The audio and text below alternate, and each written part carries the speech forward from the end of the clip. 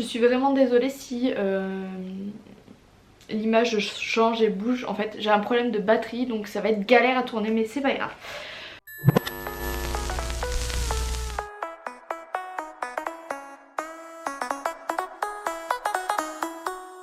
Salut tout le monde et bienvenue dans cette nouvelle vidéo. Aujourd'hui on va revenir aux sources et on va parler des essais bébés. Dans cette vidéo on va parler de tout ce qui est à savoir en fait avant de commencer les essais bébés, ou si vous êtes au début de vos essais bébés, ou enfin même si vous êtes à un an des essais bébés. C'est toujours bien de le savoir si vous n'êtes pas encore au courant de toutes ces petites choses. Après si ça fait un petit moment, malheureusement je pense que vous êtes déjà au courant de tout ce que je vais annoncer dans cette vidéo. Mais pourquoi pas rester jusqu'à la fin, on sait jamais si je vous apporte une petite aide que vous n'étiez pas au courant. Je pense que cette vidéo parleront plus aux personnes qui débutent dans les essais bébés ou qui vont débuter dans les essais bébés. Mais voilà, après tout le monde est libre de pouvoir regarder cette vidéo. Donc c'est parti, on y va. Dans cette vidéo, pour vous faire un petit peu un sommaire entre guillemets de ce que je vais dire, on va parler des rapports, comment les placer, de l'ovulation, des tests de grossesse, quand les faire, à quel moment, et malheureusement des échecs qu'on peut avoir dans les essais bébés. Dans un premier temps, on va parler de rapports sexuels parce que c'est quand même le point clé pour faire un bébé. Je sais pas si vous êtes au courant, mais voilà. Souvent, ce qu'on entend et ce qui est totalement faux, c'est qu'il faut par exemple s'abstenir de faire l'amour pendant une semaine pour pouvoir le jour de l'ovulation, bam, on envoie tout et ça marche du premier coup parce qu'il y a plein de spermatozoïdes. C'est faux.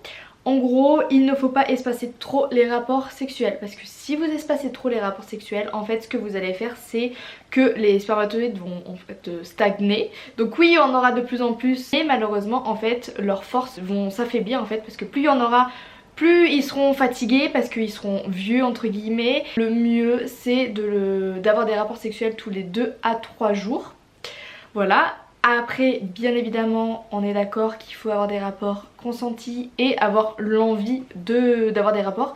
Parce que malheureusement si on commence à avoir des rapports sexuels sans forcément avoir d'envie, ça risque de freiner la machine et après on risque de rentrer dans un engrenage. Et après c'est plus le psychologique qui va jouer. Il n'y a pas d'études qui ont prouvé que si on a des rapports sexuels pour faire un bébé et non par plaisir, personne n'a prouvé que du coup ça n'allait pas marcher ou que ça n'allait pas fonctionner. Mais en fait je vous dis ça, c'est plus pour le côté psychologique parce que comme ça vous avez l'esprit plus tranquille.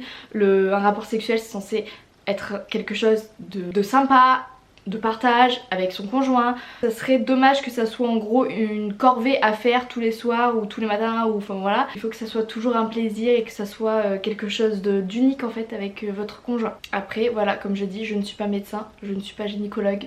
Ce que j'annonce et ce que je vais vous dire c'est juste des témoignages, c'est juste des recherches que j'ai fait, c'est mon expérience, c'est l'expérience d'autres filles avec qui j'ai parlé. Mais bien sûr ce n'est pas une vérité absolue, c'est toujours de l'aide, c'est pas parce que vous allez faire tout ce que je vous dis que vous allez tomber enceinte du premier coup. Voilà, donc attention à prendre avec des pincettes ce que je dis. Ensuite on va parler un petit peu d'ovulation. Bien évidemment placer ses rapports sexuels proche de l'ovulation c'est un plus. Les spermatozoïdes peuvent vivre jusqu'à 5 jours. Un rapport qui a eu lieu 3 jours avant l'ovulation peut très bien marcher comme un rapport qui a eu 2 jours avant. En gros un rapport sexuel placé avant l'ovulation, donc dans les 5 jours avant, peut très bien fonctionner et peut très bien féconder l'ovule. La période d'ovulation dure à peu près 5 jours. Pendant ces 5 jours, vous allez avoir des symptômes d'ovulation.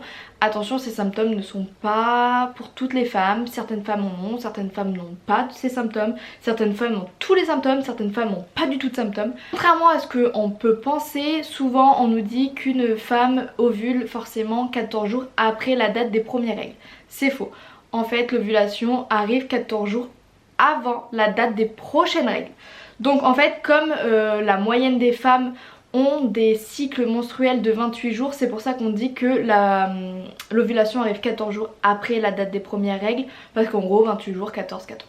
Voilà, c'est pour ça. Après ces dates peuvent varier d'une femme à l'autre. Un mois ça va arriver à telle date, le mois d'après ça peut arriver à une autre date parce qu'on sait très bien que dans le cycle menstruel tout peut très vite varier étant donné qu'on est sujette au stress, à plein de choses, aux médicaments. Enfin bref. Pour parler des symptômes de l'ovulation, le plus gros symptôme de l'ovulation je pense c'est la glaire. Donc la glaire c'est en gros les pertes blanches. On sait qu'on a des pertes blanches tout le long de notre vie en fait. Mais au moment de l'ovulation, donc souvent c'est 3-4 jours avant l'ovulation et 2-3 jours après l'ovulation également, où on va avoir des pertes blanches qui vont changer. Ces pertes blanches vont devenir translucides, gluantes et ouais, avoir une texture un peu gélatineuse. Ça veut dire que vous êtes en période d'ovulation et donc ça veut dire que c'est le moment propice pour tomber enceinte.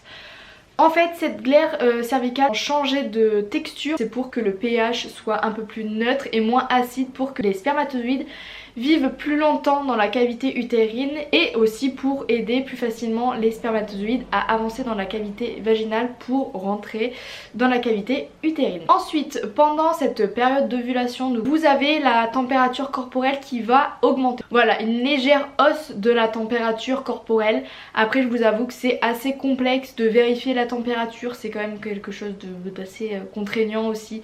Donc c'est vrai que c'est un peu compliqué à gérer, mais voilà, en gros, la température corporelle va augmenter. Au cours de l'ovulation, vous allez pouvoir sentir quelques tiraillements, quelques pesanteurs dans le bas du ventre. Souvent ça peut causer de grosses douleurs. Personnellement je sais que moi j'ai des grosses douleurs pendant l'ovulation où en gros limite je ne peux pas marcher. Ça me fait une barre au niveau du bas ventre en fait. Vous allez pouvoir ressentir une libido qui va augmenter, voire tripler de volume, voire tout ce que vous voulez. Donc voilà, la libido, ça après c'est propre à chacune bien évidemment, de toute façon tout est propre à chacune. Mais c'est vrai que souvent lors de l'ovulation, enfin lors de la période d'ovulation, du coup vous allez avoir beaucoup plus de libido, beaucoup plus envie de votre mari. Voilà, donc ça c'est que vous savez que c'est le moment d'y aller à fond. Ensuite, au moment où l'ovulation va avoir lieu, l'ovulation va du coup se déplacer dans les trompes jusqu'à arriver dans la cavité utérine, où on ovule jusqu'à que le moment où en gros elle se déplace et elle va jusqu'à mourir en fait dans la cavité utérine si elle n'est pas fécondée bien évidemment.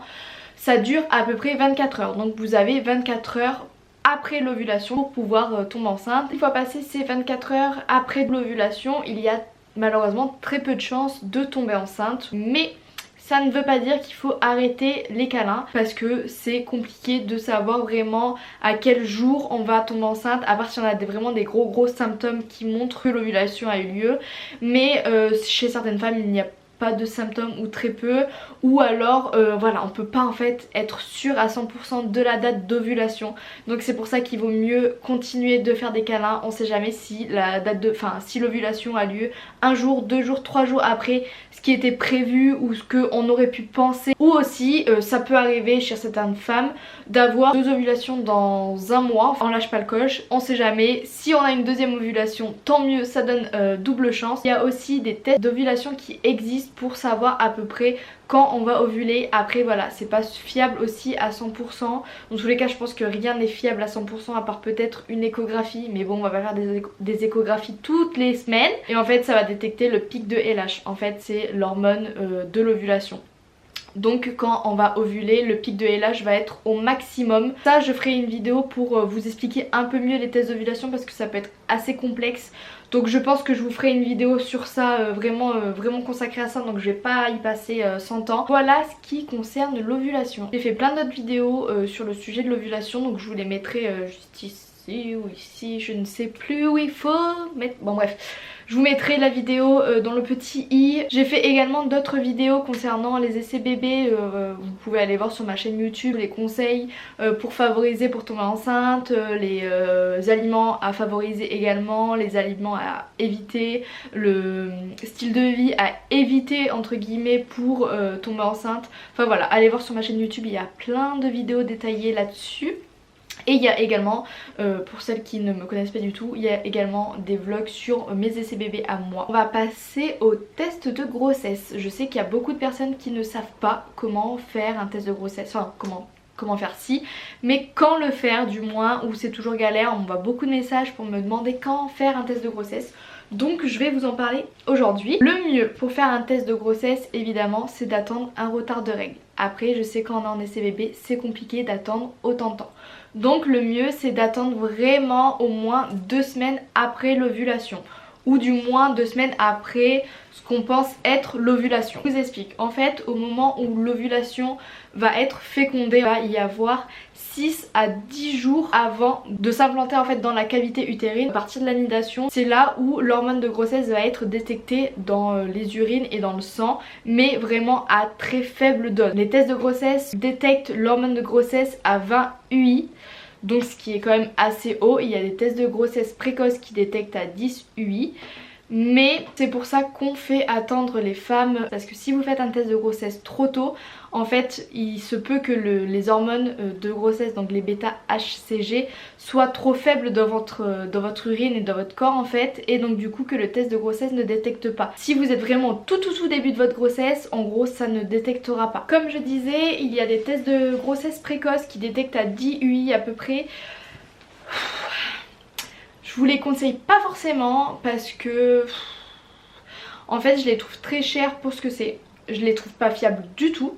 Ils disent qu'on peut faire ce test de grossesse 6 jours avant la date des règles en fait. Mais je trouve que c'est énorme. Il suffit d'avoir ovulé 2-3 jours après la date qu'on pense avoir ovulé. Il suffit que l'anidation, au lieu de mettre 6 à 10 jours par exemple, elle met 11 jours au lieu de 10 ou au lieu de 6.